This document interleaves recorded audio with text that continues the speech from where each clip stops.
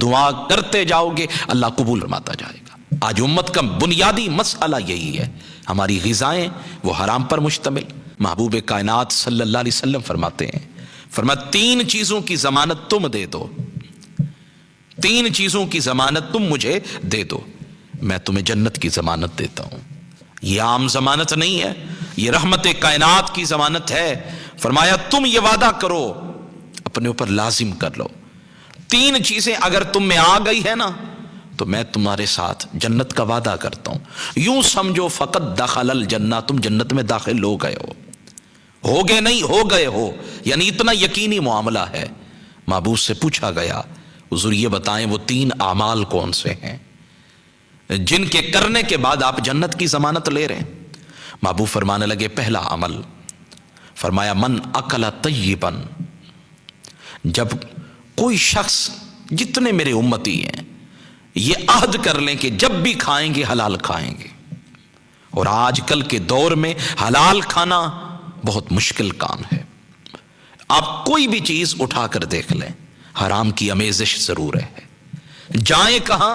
کہتے ہیں قرآن پڑھتے ہیں تو مزہ نہیں آتا، نماز پڑھتے ہیں تو جسم بوجھل ہونے لگ جاتا ہے، اونگھ آنے لگ جاتی ہے، مسجد میں آتے ہیں تو دل گھٹنے لگ جاتا ہے، بے قراری بڑھتی چلی جاتی ہے، عبادات میں اطاعات میں مزہ نہیں آتا، لذت نہیں آتی، حلاوت نصیب نہیں ہوتی۔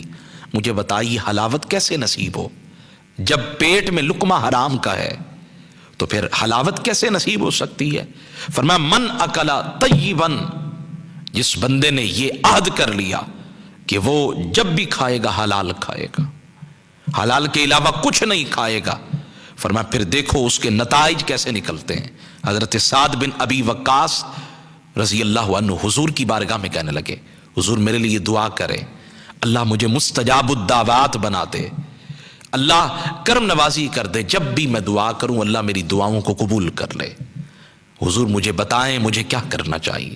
محبوب نے فرمایا پھر ایک کام کرو، اطیب مطعمک، کوئی لمبے چوڑے وظیفے نہیں، کچھ نہیں، بس جو بھی استعمال میں لاؤ، جو بھی تم کھاؤ وہ حلال ہونا چاہیے۔ فرمایا یہ عمل کرنے کے بعد تم مستجاب الدعوات بن جاؤ گے، تم دعا کرتے جاؤ گے اللہ قبول فرماتا جائے گا۔ آج امت کا بنیادی مسئلہ یہی ہے، ہماری غذائیں وہ حرام پر مشتمل، ہماری ارد گرد جتنی اشیاء استعمال کی ہیں وہ حرام سے خریدی گئی ہیں۔ تو پھر مجھے بتائیں عبادات میں لذت کیسے آئے، سکون کیسے آئے؟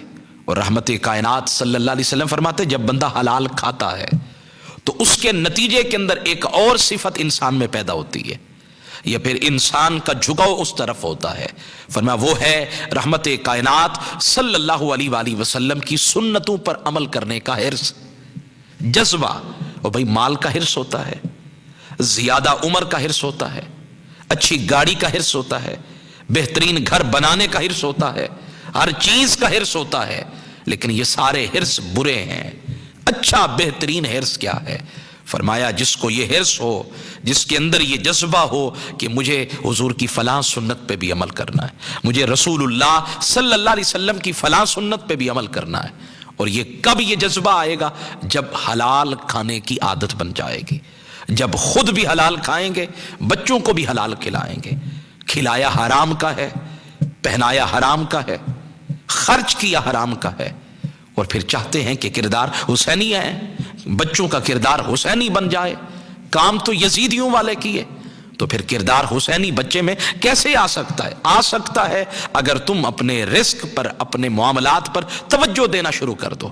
رحمت کائنات صلی اللہ علیہ وسلم کے غلاموں، محبوب فرماتے تیسری چیز، فرمایا وہ شخص جس سے کسی مسلمان کو تکلیف نہیں پہنچتی ہے، لوگ اس سے محفوظ ہیں، کبھی اس نے کسی کا دل نہیں دکھایا، کبھی اس نے زبان کے ذریعے، ہاتھ کے ذریعے، کسی بھی قول و فعل کے ذریعے میرے کسی امتی کو تکلیف نہیں پہنچائی۔ فرمایا جس میں یہ 3 چیزیں ہیں نا، اگر وہ مجھے ضمانت دے دے کہ میں ان 3 چیزوں پر عمل کروں گا، ان کو اپنی زندگی میں لاؤں گا، محبوب فرماتے میں پھر جنت کی ضمانت دیتا ہوں۔